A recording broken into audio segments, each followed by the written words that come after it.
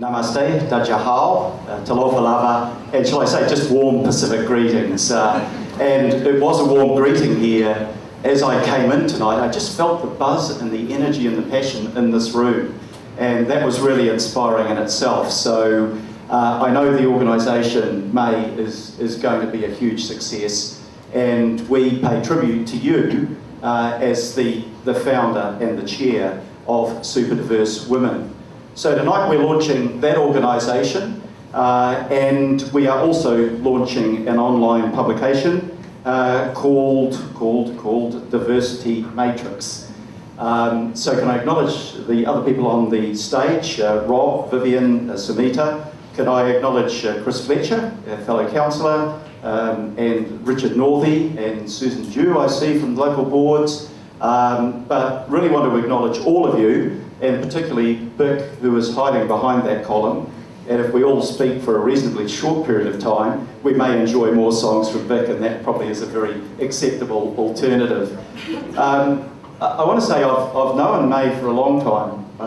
I'm not going to try and remember how long it was, but I also knew her sister Mindy, who was a fellow student at Oxford University in the 1990s, and we used to babysit each other's kids.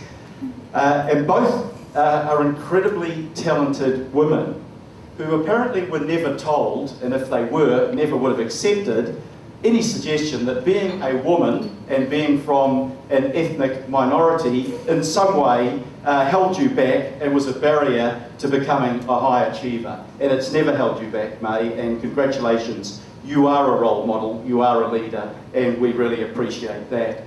What I like about May is that a lot of things I like about May, but mainly that she is passionate, she's energetic, she's forceful, and she has a real reputation for getting things done. She, most importantly, believes passionately in diversity and in gender equity, and the contribution that both of those things can make to New Zealand. And I strongly endorse and share that belief. In the New Zealand that I've lived in, over some period of time, I've seen some huge progress on both fronts of recognition of the need for gender equity and recognition of the part that diversity and ethnicity can play in our country.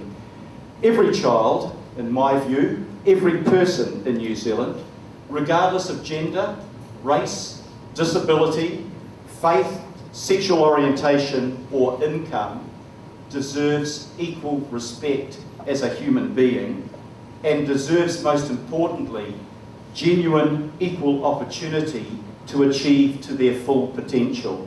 If there is one belief that I hold to above all things, it is that belief.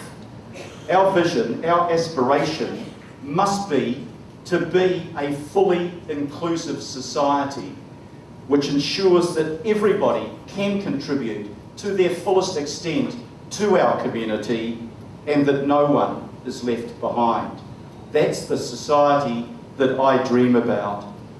Today, 40% of us as Aucklanders were born overseas, and that does make us a super diverse society.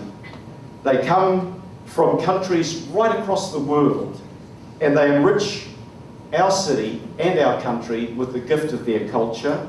They help us build a stronger city and country through their use of their skills, their talent, and their energy. We have, I believe, over time, learned to better respect our bicultural foundation. We have also learned that we can create a successful multicultural city. However, we are by no means perfect, and I'm telling you nothing. Prejudice still lurks, waiting to be inflamed by ethnocentric and by populist politicians. We see it all around the world. Success of Pauline Hanson, Marine Le Pen, Donald Trump in the United States, worst of all. But actually, in the electorate that I've just finished representing, the holy city of Mount Roskill, I went to schools like Mount Roskill Grammar, Linfield, and others, and I didn't need to lecture them about multiculturalism. That was part of their growing up experience. That was part of their day-to-day life. And I watched kids from so many different backgrounds, Middle East, African, Asian, European, Pacifica, and they were there together, growing up, learning, playing together. And there's another thing that will change our attitude to life, and that is making families together. Now, I'm a proud father-in-law of a young lady who's half Maori and half Filipino. So my grandchildren are going to be a delightful mixture of English, Irish, Maori and Filipino, and I can't wait for them to come along. No pressure to Tiara and Kieran, you understand.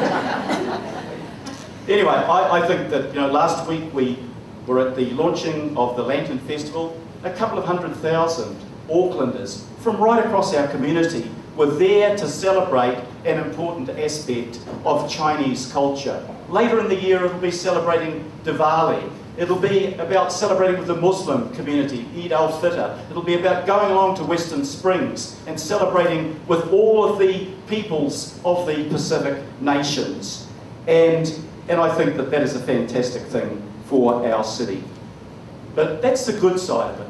The less good side, May mentioned before, that what those surveys show, that if you write an application and your surname is Chen, you will get less consideration than if your surname is Smith.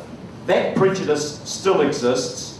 And the prejudice against women, 124 years after women in New Zealand became the first women in the world to gain the vote, we still see that stubborn and persistent inconsistency and gap in income levels. So May, there's a lot of work for your group to do, and I welcome the fact that you will be there to lead it. I just say one other thing about, there are many important women that are in my life. My wife, I have to say, is the first one. Helen Clark was a close friend, is a close friend, and a colleague for many years. And she rose to the top level of politics in New Zealand. And I can't think of a better Prime Minister this country has had. But she would be the first to recognise that there is still that glass ceiling that stops women being properly represented on the company boards of this country, being properly represented in our parliament and on our council. So there is much work for super diverse women to do.